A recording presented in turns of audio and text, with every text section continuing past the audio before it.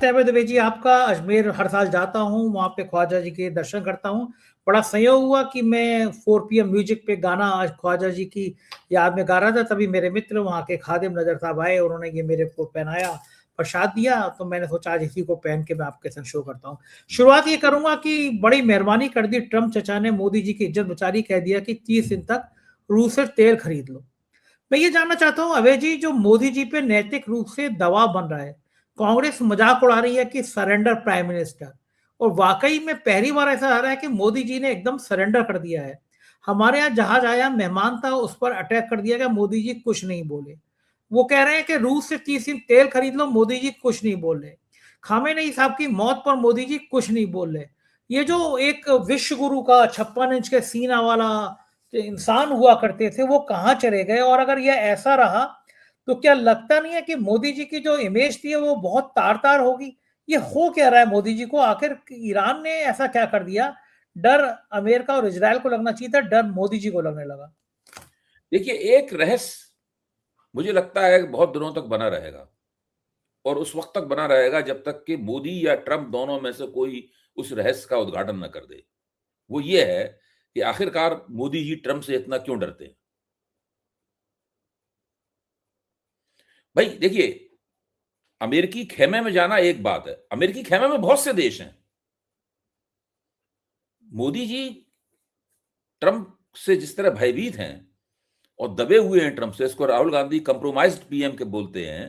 जिस तरीके से मोदी जी ने अपने आप को कंप्रोमाइज कर लिया है, वो बिल्कुल अमेरिकी खेमे में जाने वाली बात नहीं रह गई है केवल अब।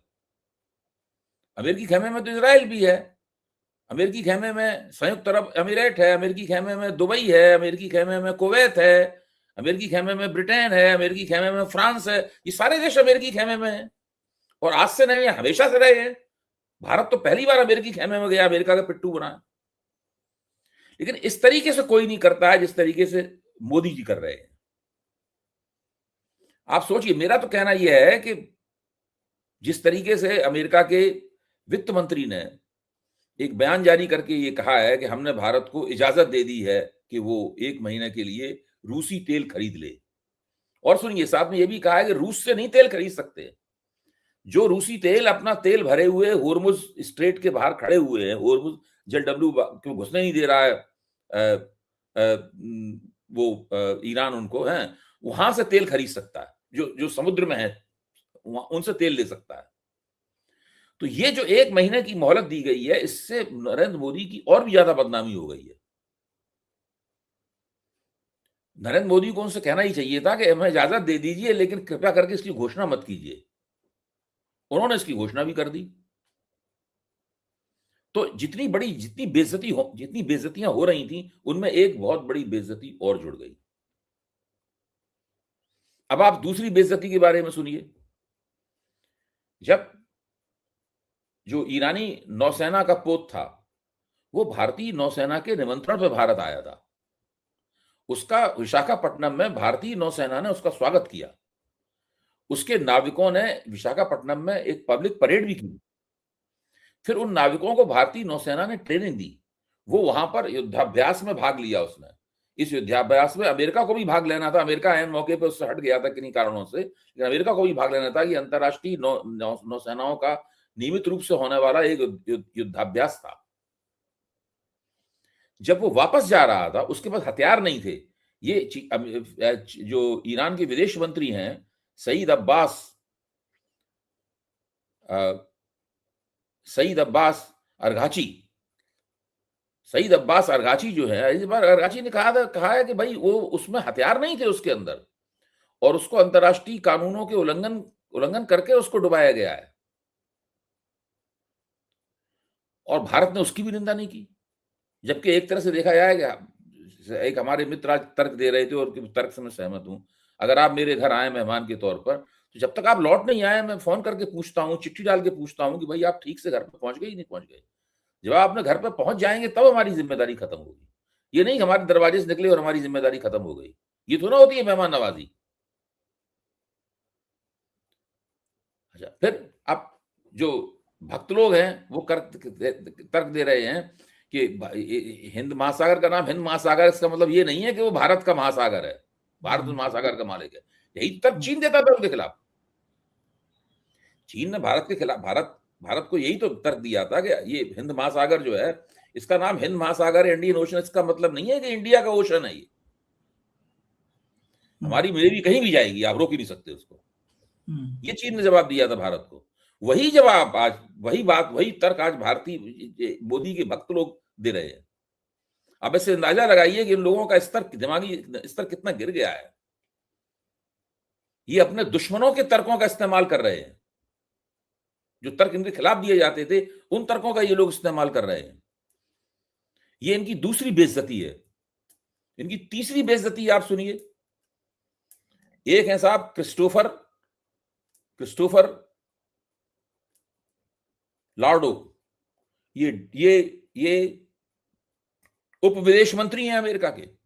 ये दिल्ली में एक रायसीना डायलॉग होता है जो विवेकानंद फाउंडेशन वाले चलाते हैं, या वो विवेकानंद फाउंडेशन नहीं, शायद वो लोग चलाते हैं, ऑब्जर्वर फाउंडेशन वाले चलाते हैं, जो हमारे डोभाल साहब के बेटे जिसमें काम करते हैं। उसमें उन्होंने भाषण दिया। उन्होंने भाषण देने में साफ तौर पे भाषण कहा, सब जगह वो भाषण सुनाया जा रहा है, टीवी चैनलों पे भी चल रहा है उनका भाषण। उस भाषण में उन्होंने कहा है कि भारत को ये समझ जाना चाहिए कि हम वो गलती नहीं करेंगे जो 20 साल पहले हमने चीन के साथ की थी। हमने चीन का साथ दिया, चीन को संयुक्त राष्ट्र में जगह दिलवाई और ये सब तमाम किया, और उससे चीन हमारे बराबर आ गया, अपना बाजार विकसित कर लिया और हमसे होड़ करने लगा। हम भारत को अपने बराबर नहीं आने देंगे, हम भारत को बाजारों को विकसित नहीं करने देंगे। ये उन्होंने कहा है ऑब्जर्वर रिसर्च फाउंडेशन के रायसीना डायलॉग में। ये तीसरी बेइज्जती है। 36 घंटे के अंदर इनकी 3 बड़ी बेइज्जतियां हुई हैं इनकी। इसीलिए मैं कहता हूं कि ट्रंप का ये कार्यकाल भारत के प्रधानमंत्री की सीरियल इंसल्ट्स के लिए जाना जाएगा। एक के बाद लगातार इनकी बेइज्जतियां हो रही हैं। तो ये कर तो रहे हैं। इसीलिए मैं कह रहा हूं ये अभी रहस्य बना हुआ है कि अमेरिकी खेमे में जाना, अमेरिकी समर्थक होना एक अलग बात है भाई। हम किसी देश के समर्थक होते हैं तो हम साथ में अपने हितों की पूर्ति के लिए समर्थन करते हैं ना उनका।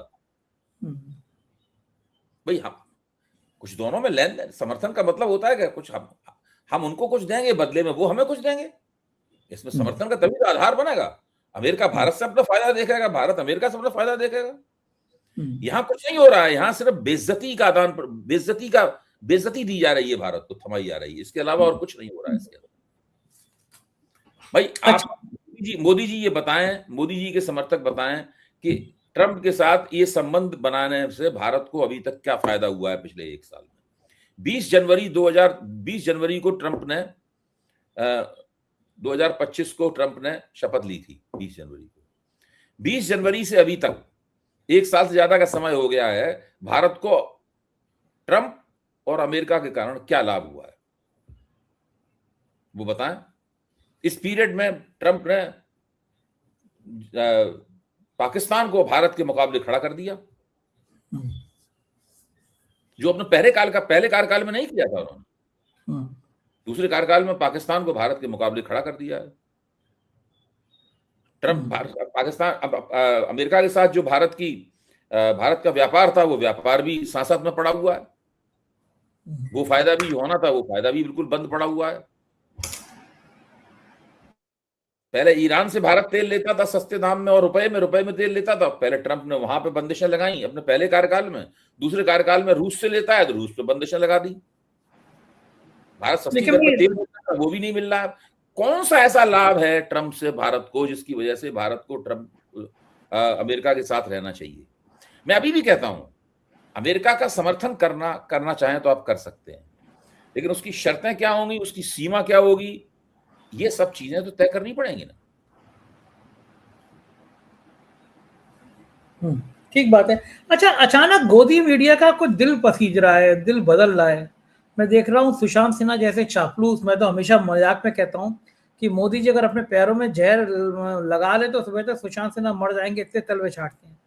वो भी अब ट्रंप के खिलाफ बहुत बयानबाजी करने लगे हैं। अमेरिका के खिलाफ गोदी मीडिया बोलने लगा है बहुत ज्यादा, ईरान का पक्ष लेने लगा है।